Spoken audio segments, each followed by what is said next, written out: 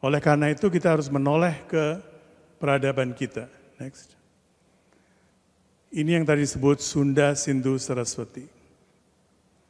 Bagian terakhir sebelah dari saya kanan kiri ya, sebelah kiri kalau tangan saya. Sebelah kiri di sebelah sana itu fotografi yang diambil dari Museum Sangiran di Solo, dekat Solo, yang dibangun oleh Presiden Soeharto. Dari Iran sampai dengan perbatasan Australia, kita ini satu peradaban.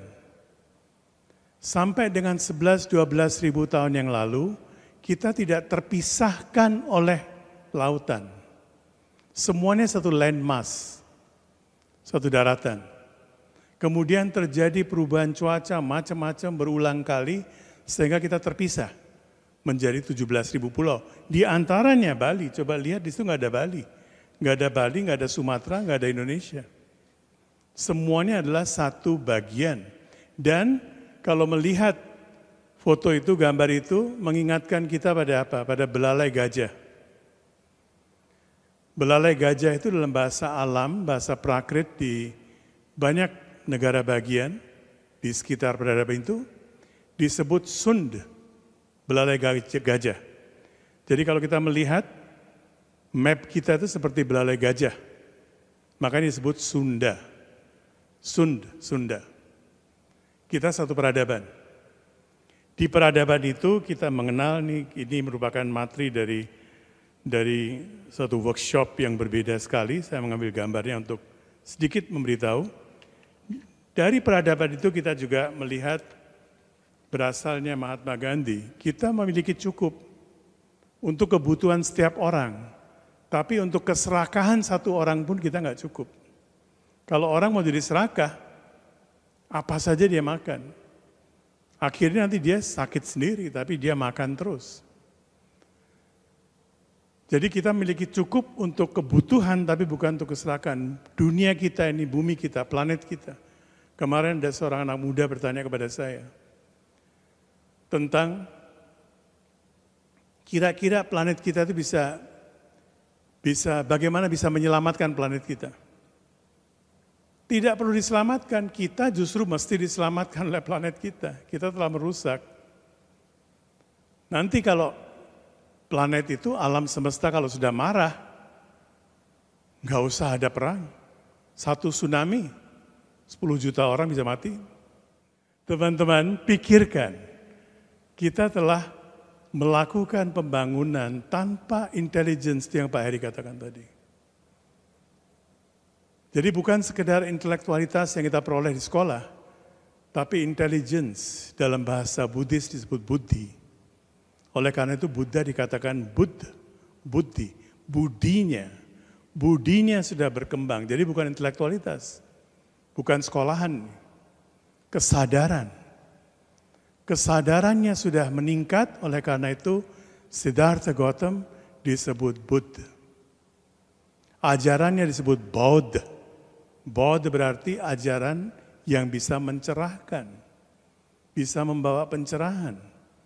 Krishna menggunakan bahasa yang sama, Buddhi. Kita di sini kalau ada teman-teman beragama Hindu barangkali pernah mendengar Jnana Yoga. Yoga pengetahuan kan? Tapi di Bhagavad Gita itu nggak ada Jnana Yoga. Istilah yang digunakan oleh Krishna itu Buddhi Yoga. Bukan Jnana Yoga. Kesadaran kita harus dikembangkan.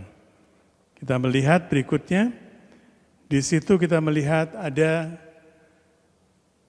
ajaran-ajaran kuno yang dikenal di Bali, di Jawa, hampir di seluruh Nusantara tentang Ashtabrata. Barangkali ada sebagian yang sudah menerima bukunya, saya tidak akan mengulangi semuanya. Tetapi ajaran ini adalah untuk belajar dari alam semesta. Matahari memberi tanpa pilih kasih. Kalau sudah gelap, matahari terbenam, muncullah candra, bulan. Bulan juga memberikan rembulan tanpa pilih kasih. Dan di situ ada Tarak, North Pole. North Pole ini bintang kutub utara ya. Sampai sekarang pun nelayan masih menggunakan bintang kutub utara untuk mengetahui tujuannya. Kadang-kadang kompasnya nggak berjalan, kompas boleh rusak, tapi bintang kutub utara itu menentukan dia harus berlayar kemana. Nah, inilah tugas-tugas dari manajemen, dan ketika saya mengatakan manajemen, bukan urusannya Pak Heri sendiri, bukan urusannya Pak Untung sendiri, bukan urusannya komisaris atau presdir atau apa, bukan. Tapi setiap divisi, sebagai manajer, sebagai direktur, jadilah guide. Ada krisis, terjadi disrupsi, saat itu matahari tidak ada, bulan tidak ada, gelap gulita. Jadilah seperti bintang kutub utara, memberikan arahan kepada mereka yang bekerja di bawah Anda. Mereka yang bekerja di bawah Anda memberikan pengarahan lagi kepada orang-orang yang bekerja di bawahnya. Sampai ke teller, sampai ke janitor, sampai ke tukang keamanan, sampai ke yang membersihkan lantai. Semuanya jadi harus berjenjang, semuanya harus bekerja sebagai bintang kutub utara. Sekarang kita sedang mengalami something like that. Tidak ada matahari, jangan berpikir positif melulu. Masalah besar kita sedang hadapi. Sekarang ini bukan soal matahari atau rembulan atau bulan, tapi persoalannya adalah kita bersedia enggak menjadi seperti bintang kutub utara. Gelap gulita, tapi tetap kita memberikan jalan, kita mencari jalan keluarnya, kita berjuang. Kemudian setelah tarak adalah learning from bumi. Belajar dari bumi, diinjek-injek, diapakan juga, bumi tetap memberi. Kita adalah pemberi atau penikmat saja. What are we contributing? Apa yang kita kontribusikan? Tidak perlu memikirkan hasil, kontribusi dulu yang kita pikirkan. Seperti water, Varuna, kita sering mendengar, ikutilah arus kan? Tapi water itu nggak selalu mengikuti arus. Belajar dari air itu tidak selalu mengikuti arus. Kadang-kadang ada batu besar, dan air ini nggak bisa mengalir. Apa yang dia akan lakukan? Dia akan mengitari batu itu, dan dia mencari jalan sendiri. Jadi tidak setiap kali kita harus mengikuti arus. There are times when we have to fight against the tide. Kita harus melawan arus. Ini waktunya bukan untuk mengikuti arus, melawan arus. Kita harus maju terus dengan semangat yang sama. Kadang kita bisa mengikuti arus, kadang kita harus melawan arus. Kemudian belajar dari geni, fire, membersihkan. Pembersihan, purifikasi dari waktu ke waktu. Training, hal-hal yang negatif kita lepaskan, kita buang. Belajar dari wind, dari air, dari angin. Menembus apapun juga. Jangan bilang, wah ini sulit. Dulu saya pernah bekerja, dan ada orang atasan saya, untuk mencari muka sama bosnya, dia diberikan pekerjaan apapun juga, pertama-tama dia akan mengatakan, "Sir, this is very difficult." Difficultnya di mana? Tapi dia akan selalu mengatakan, "It's very difficult." Terus 15 menit lagi dia akan datang masuk ke ruang dirut, "But sir, I have found the way out." Saya udah cari jalan keluarnya, padahal memang nggak difficult. Akhirnya dia tidak bertahan juga, dikeluarkan dia. Setiap kali kamu pikir difficult, kemudian mau cari muka, nggak bisa begitu. Kita harus bisa menembus segala macam tantangan. Kemudian belajar dari samudra, berpengetahuan yang luas. Ini skala atau niskala, urusan dharma atau urusan duniawi, tidak bisa dipisahkan. Perpisahan itu yang mencelakakan kita. Semuanya adalah satu. Sekarang setelah penemuan dari Albert Einstein yang mengatakan E is equal to mc square, bahwa energi dan materi itu saling terkait. Tahu sekarang penemuan baru, E is equal to M, tidak pakai C square lagi. Energi itu juga materi. Purusha itu juga prakriti, matri itu juga energi. Termasuk ini, kalau dilihat semuanya terdiri dari atom. Saya juga dari atom badan saya.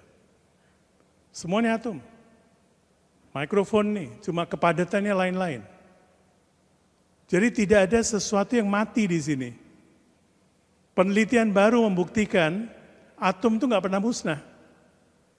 Kita bukan bicara soal atma loh, kita belum bicara atma.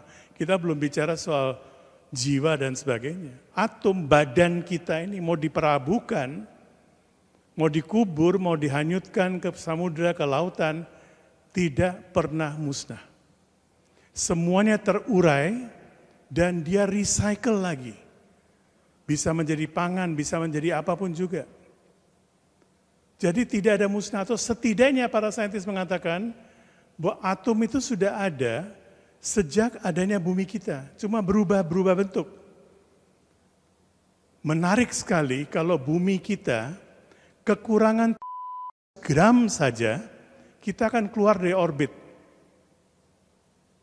Berat bumi kita itu seperti apa? Kekurangan kita akan keluar dari orbit, kita akan masuk ke black hole. Kita mengeluarkan begitu banyak sampah yang kita kirim kemana-mana. Sampah itu pada keluar sebagai meteor. Dan kita mendapatkan meteor dari planet lain, sampah dari mereka. Itu semuanya dihitung-hitung persis sama.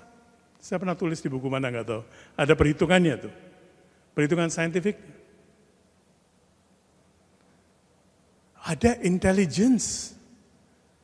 Ada sesuatu yang mengurusi alam semesta ini.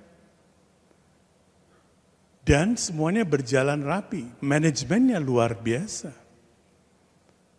Nah, kita kalau tidak belajar manajemen yang luar biasa dari alam, kita tidak layak menjadi orang yang alami. Jadi mari kita menjadi sedikit lebih alami, belajar dari alam. Ya.